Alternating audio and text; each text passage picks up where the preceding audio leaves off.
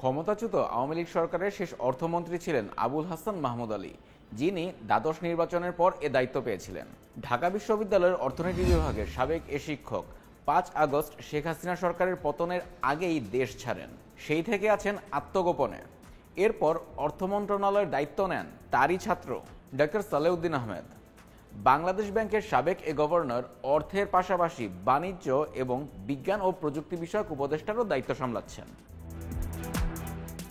অন্তর্বর্তী সরকারের পরিকল্পনা ও শিক্ষা উপদেষ্টা হিসেবে দায়িত্ব পাওয়া ওয়াহিদুদ্দিন মাহমুদও আবুল হাসান মাহমুদ আলীর সরাসরি ছাত্র।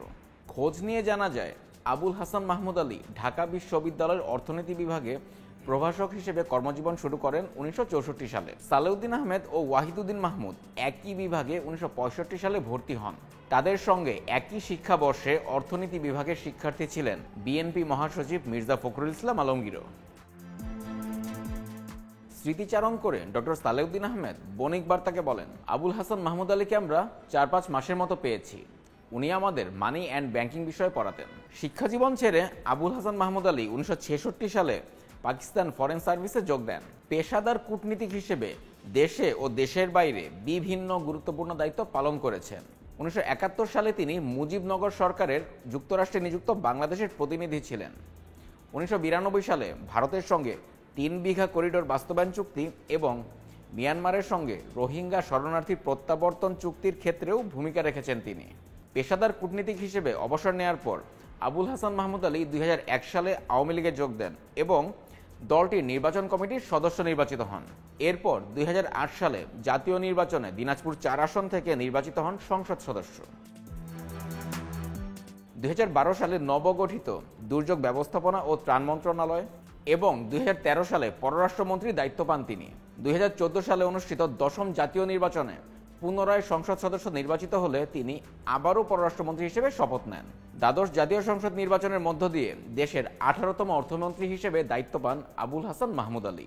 তবে ৫ আগস্ট আওয়ামী লীগ সরকারের পতনের মধ্য দিয়ে মন্ত্রী হিসেবে তিনিও পদচ্যুত হন। শেখ হাসিনা সরকারের পতনের পর গত ৮ই আগস্ট অন্তর্বর্তী সরকারের উপদেষ্টা হিসেবে শপথ নেন ডক্টর সালেউদ্দিন আহমেদ। এর একদিন পরেই তিনি অর্থ ও পরিকল্পনা মন্ত্রণালয়ের দায়িত্ব পান। পরবর্তী সময়ে বিজ্ঞান ও প্রযুক্তি মন্ত্রণালয়েরও দায়িত্ব দেওয়া হয় তাকে।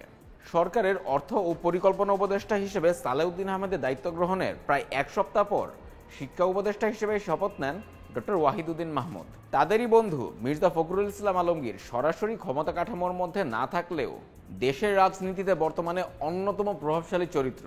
বৃহৎ রাজনৈতিক দল বিএনপির মহাসচিব হিসেবে দায়িত্ব পালন করছেন তিনি। আবুল হাসান মাহমুদ আলীর বিষয়ে জানতে চাইলে মির্জা ফখরুল ইসলাম আলমগীর বণিক বার্তাকে বলেন, ঢাকা বিশ্ববিদ্যালয়ের অর্থনীতি বিভাগে স্যার আমাদের সরাসরি শিক্ষক ছিলেন। আমরা ওনার ক্লাস পেয়েছি। দেশের রাজনৈতিক ইতিহাসে নানা সময়ে ক্ষমতার পালাবদল হয়েছে, পরিবর্তন এসেছে সরকারেও। তবে কখনোই রাজনৈতিক পট পরিবর্তন কিংবা ক্ষমতার পালাবদলে কোনো অর্থমন্ত্রী কিংবা উপদেষ্টাকে দেশ ছেড়ে পালাতে হয়নি।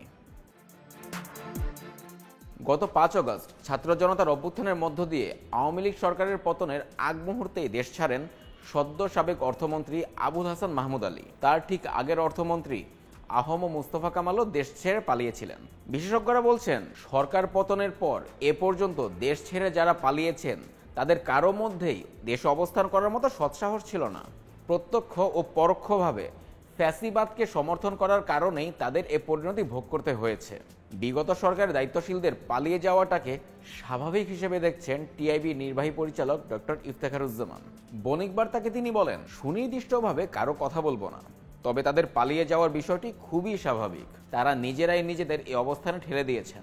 দেশে কর্তৃত্ববাদের যে বিকাশ ঘটেছে তাতে তারা সহায়ক শক্তি হিসেবে প্রত্যক্ষ ও পরোক্ষভাবে কাজ করেছেন। এখন তাদের বিচারের মুখোমুখি হওয়া ছাড়া অন্য কোনো উপায় নেই। তাদের কারো যদি সৎসাহস থাকতো তাহলে দেশ ছেড়ে পালাতেন না। শুধু কর্তৃত্ববাদ নয়, যারা পালিয়েছেন তাদের বিরুদ্ধে হত্যাকাণ্ড এবং মানবাধিকার লঙ্ঘনের ঘটনায় প্রত্যক্ষ ও পরোক্ষভাবে জড়িত থাকারও অভিযোগ রয়েছে।